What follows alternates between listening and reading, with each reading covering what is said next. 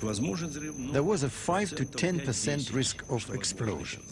We drained the water from under the reactor, but something absolutely had to be done. Something had to be put underneath the reactor to keep the magma from seeping down. Something had to keep it from falling in. Nothing is stopping the magma from seeping even deeper into the sandy subsoil. And beneath the reactor lies a huge stretch aquifer that supplies the entire country with water.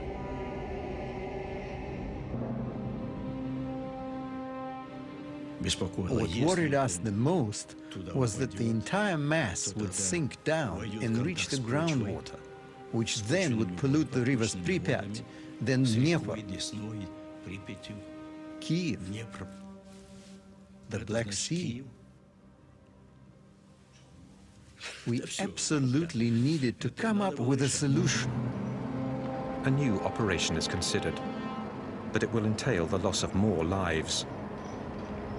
On the 12th of May, 1986, 17 days after the initial explosion, the miners of Tula, 1,000 kilometers from Chernobyl, receive a visit from the Kremlin, from the Deputy Minister of the Mining Industry. The minister spoke to us about the accident at Chernobyl. He said they needed miners from our region, the Moscow Basin. He gave us 24 hours to gather our belongings. The next day, we were bussed from that very square to the airport in Moscow. On the 13th of May, our comrades were already at work at Chernobyl.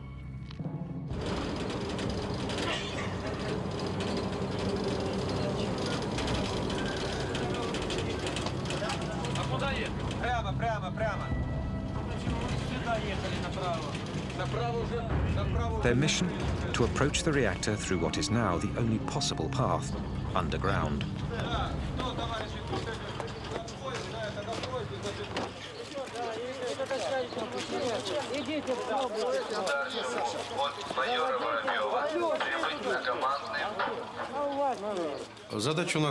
Our mission was this: dig a 150-meter tunnel from the third block to the fourth, a tunnel 30 meters long.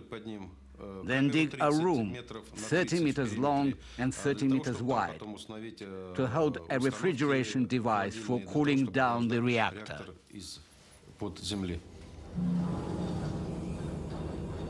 To limit their exposure to radiation, the miners dig 12 meters down before making their way over to the burning reactor.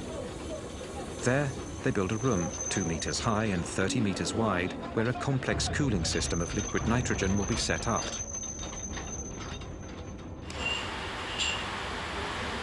Тебе говорили, что нужен вентиляционный рукав. Ты меня слышишь?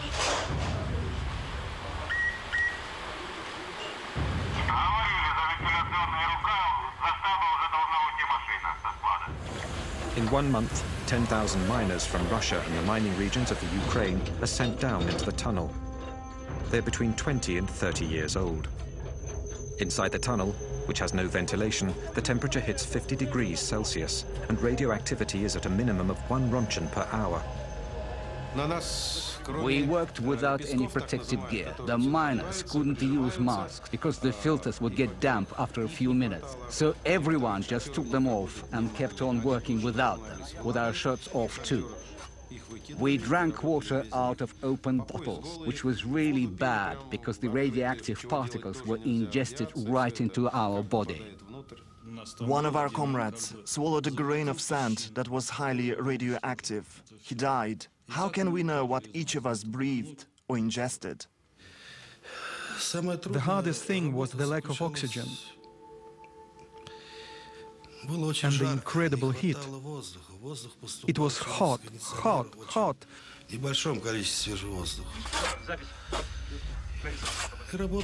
And we had to work really fast, at a crazy pace, faster and faster.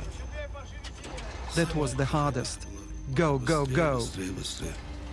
Battalions of 30 miners relay each other every 3 hours, 24 hours a day. In 1 month and 4 days, they dig a 150-meter tunnel, a job that in a mine would have normally taken 3 months. The most dangerous places were not underground. There wasn't as much radiation below the reactor. But as soon as we came up, we had to run even faster.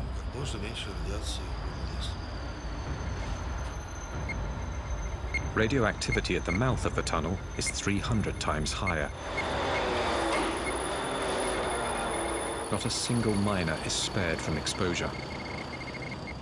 Not once are they informed of the real dangers they are facing.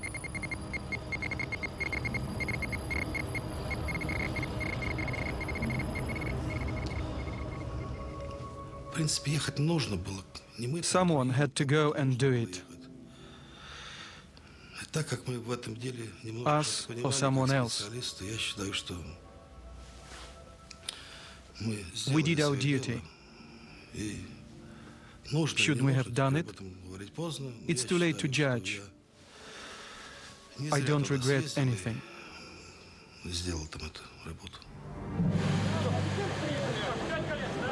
The miners accomplish their mission, but the cooling system is never set up below the reactor. The underground room is finally filled with cement to solidify the structure. The official position is that each miner received 30 to 60 Rongens, but survivors claim they received up to 5 times that amount. It is estimated that a fourth of these men died before the age of 40. 2,500 lives lost that don't appear in any official statistic. While the miners are still digging below the reactor, Hans Blix, with Soviet authorities, organizes a press conference in Moscow. Let me say that on behalf of the IAEA, we have expressed profound regret at the tragic accident, the loss of lives, and the damage which has been caused. We have now agreed with the Soviet authorities to come to Vienna for a post-accident analysis. In front of 500 journalists from all over the world, he announces an international conference that will be held in Vienna, where the Soviets have agreed to share all their data on the disaster. To analyze the accident. The most important effect of the press conference was that the Russian people felt that we can believe these guys. They were used to having a government that they didn't believe one word in, and accidents and disasters were usually suppressed. They didn't inform about them. So what they'd heard about this was just kept them worried that it might be even worse. It was bad enough, to be sure. But they felt that, yes, these guys we trust. So this was a victory for glasnost. The Soviets agreed to cooperate fully with the West, an historic change that begins an era of openness which became known as glasnost, a political victory for Gorbachev, who sorely needs it. Because in Chernobyl, although the fire is now being kept in check, the breach and tons of highly radioactive rubble lie exposed to the elements. It is of the utmost urgency to cover the broken structure and clean up the zone. But for that, more men will be needed, many more men.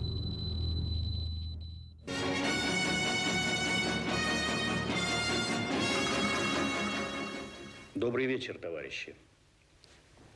18 days after the disaster, Gorbachev finally addresses the Soviet people. Авария на Чернобыльской атомной электростанции. Она больно затронула советских людей, взволновала международную общественность. Мы впервые реально столкнулись с такой грозной силой, какой является ядерная энергия, вышедшая из-под контроля. Вся работа, по сути, ведется круглосуточно. Задействованы научные, технические